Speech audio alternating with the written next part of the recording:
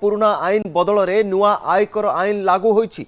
चारि चाकिरिया मानक पई आयकर फॉर्म 16 और निवेश नियम रे मध्य परिवर्तन होईछि। आज नुआ पैन कार्ड किंबा संशोधन पई आधार कार्ड पर्याप्त हेबो नाही। नुआ पैन कार्ड किंबा संशोधन पई जन्म तारीख प्रमाणपत्र देबाकू हेबो।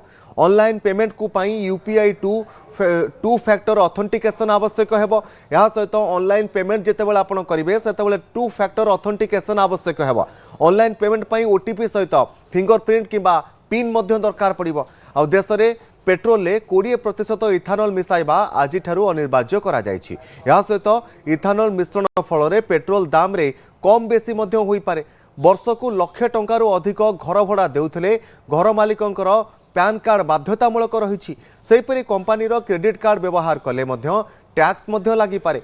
क्रेडिट कार्ड द्वारा टैक्स देवार सुविधा मध्य मिलिबो। या सहित तेणु आज किछि नुआ नियम लागू हेबाकू जाउछि। जेमिति कि 2026-27 आर्थिक वर्ष फास्टैग वार्षिक पास महंगा हेबो। सेहीपरि भाव में वार्षिक फास्टैग रे 3000 टंका बदल में एणिकी 3075 टंका देबाकू पड़िबो। आ शेयर मार्केट रे फ्यूचर एवं ऑप्शन ट्रेडिंग उपरे मध्य सिक्यूरिटी ट्रांजैक्शन टैक्स मध्य वृद्धि करा जायछि।